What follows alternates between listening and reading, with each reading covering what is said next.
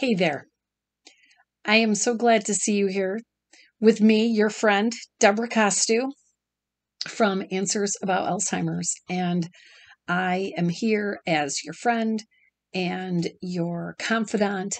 And I want to make this journey as easy as possible for you. Today, I'm going to talk about being on their side. And I want to talk about not becoming public enemy number one. They have to trust you. The person with dementia has to be able to trust you, or you won't get anywhere. So first, I want to make sure to tell you to stay tuned until the end of the video. I'm going to have a free download for you, a free bonus for you, a free gift. And I want to let you know that this journey is unlike any other that you will probably ever experience in your lifetime. And other people can say, I've gone through this journey, I've taken care of people with dementia, but every single person with dementia is different, and every single caregiver is different, and every single answer and solution to every problem is completely different. So it's not like you can just Google what to do about this, what to do about that, what's going to work, what's not going to work. So this is why I've dedicated my life to helping you and helping families just like you get through these difficult times. How do you get someone with dementia to trust you? This is really tough. This is not easy. But what's so important and what I really, really want you to take away from today is that if you are not getting along with your person with dementia, if you are fighting and struggling and battling day in and day out, the more friction that this causes and the more separation that you have in the relationship, the more difficult it is going to be for you to protect them, make sure they're safe, make sure that they're not making bad decisions, because we know people with dementia, they make really, really bad decisions. They make really bad decisions all the time. These decisions can be life-altering. So what I want to try to instill on you today is that when we say things like stop arguing, right? There's some definite tricks to that and tips for doing that. And how do you actually make that happen? Because if you don't, they're going to push away from you. They're going to push away from you. The more they think that you're bossy. Have you heard that? You're not the boss of me, right? Because they feel like they're losing control, and they are. They most definitely are. But when they say things like, you're bossing me around, you're pushing me, I can manage on my own, I can do it myself, and we're arguing with them about these things, they are going to give you more and more resistance. And we can't do that, because the more they resist, the more they push you away. They're not going to be truthful with you about their condition or things that have happened. And you also won't be included enough to recognize when things are getting even worse. Does that make sense? So we, as the cognitively intact, we have to work even harder to make sure that that relationship is staying intact. And they have to feel like they can trust you. They have to feel like they can confide in you and lean on you, right? So try to use words like we, right? Or together and let's, rather than you, right? That's not so great, right? So let's and us and we and together. Those are kind of all-inclusive words, and that's where we want to try to keep the relationship inclusive. And I have a story for you about one of my students, and her name is Linda. And Linda is taking care of her husband. Linda is I believe she's in her 80s, and she's taking care of her husband with Lewy body dementia. And he feels isolated and lonely. And guess what? So does Linda. She feels isolated and she feels lonely until she came to me and we worked through a lot of these problems that she was having. Her poor husband would rip off his shirt and he was saying that he was being stung by bees under his arms. And that was absolutely horrible for her to watch him going through that and not know what to do and not know how to help him. But she knew darn sure that telling him that there were no bees there, that was not working, because this situation is very, very real to him. So we had to find a way for him to trust her to get rid of those bees and to trust her in believing him, no matter what he says. So we worked on strategies, how to make that happen. And when we did, guess what happened? The bees went away and they didn't come back. So we have to make the person with dementia trust us and believe in us and believe that we're there for the sake of good and not evil, right?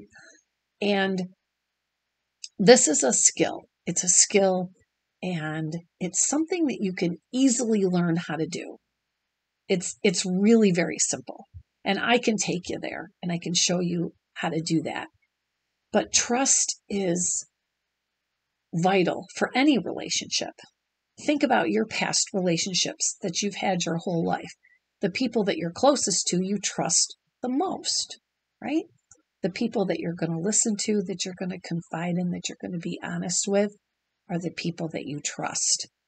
And that's the same with our professional relationships too, not just family relationships. So if your loved one is, involved with doctors and lawyers and accountants, we have to make sure we're continuing to build that trust. So even if you're a family caregiver, or if you're an attorney, if you're a memory care director, if you're an accountant, a financial planner, you need these strategies as well, because the minute that person with dementia doesn't trust you anymore, they're going to cut you off. They're going to chop you right off at the knees, and they're not going to trust you. And it's harder to build that trust back, right? Once they kind of get that mentality, or if they start fixating on it, oh boy, it makes it even harder to recover. So join me and learn how to get that person with dementia to trust you. And the first way is to stop the arguing at whatever cost. You cannot convince, you cannot change their point of view. A person with dementia, that part of their brain is actually damaged that can see a different perspective or a different point of view. So the more you try to convince, you're actually pushing them away even farther. So I hope that makes sense to you. Please comment below and let me know if this is making sense. And I have a couple of bonuses for you. One thing though, before I get to the bonuses, I want to show you, I have this wonderful book. If you are not familiar with this book, you need to get familiar with this book, and right quick. This book is called Forget Me Not. This is my book that I wrote. I dedicated it to my mother, who was killed by my brother, and she had dementia. She was manipulated and physically, psychologically, and financially abused. And this is a #1 bestseller. It's for family caregivers and professional caregivers, because the techniques for my dementia trainings, these modern new dementia strategies, are across the board. It doesn't matter what type of dementia you have, whether it's Alzheimer's, vascular, Lewy body, frontotemporal, doesn't matter. The techniques are all the same and they will work across the board. And it doesn't matter if you're a family caregiver or a professional caregiver, same techniques. So this book has a lot of great information in here: communication, behaviors, sundowning, hallucinations, activities, bathing, end of life, all kinds of great, great, great things in here. And this is a super easy read. Like, there is nothing hard about this book at all. Trust me. It's a very, very easy read. And it's funny, it's sad, it's everything all wrapped in one. So pick up your copy of Forget Me Not. And this is available on Amazon or anywhere you like to buy books. But I have a free download for you. So today I thought I would show you, there's a lot of mystery around sundowning, right? A lot of us are kind of confused. What is sundowning? What does it mean? What the hell do we do about it? It can be very, very confusing. And to tell you the truth, when I first even started teaching dementia way back in, oh my gosh, almost 20 years ago, sundowning was like the thing that hung me up the most. I didn't quite understand it.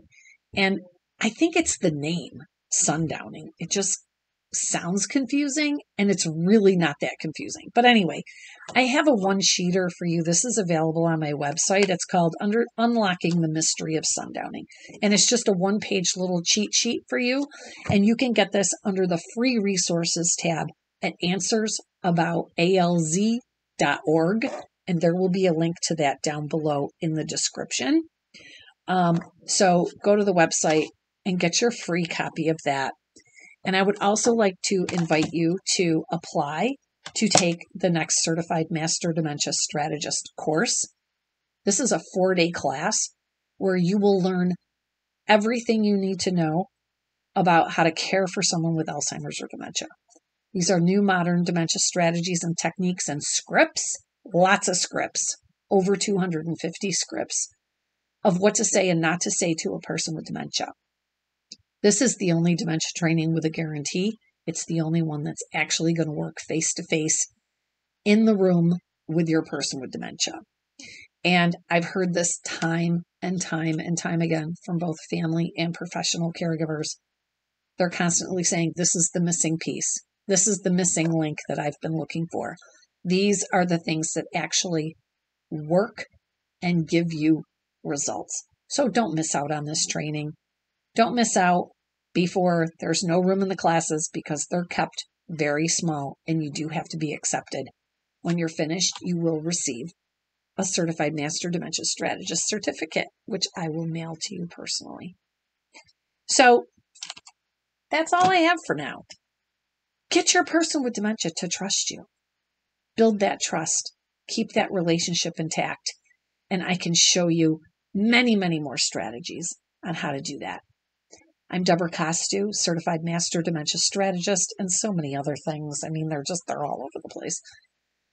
But I'm glad you're here, and I can't wait to teach you some more tips and tricks, and I hope that you'll join me, and I'll see you in class soon. Have a great rest of your day.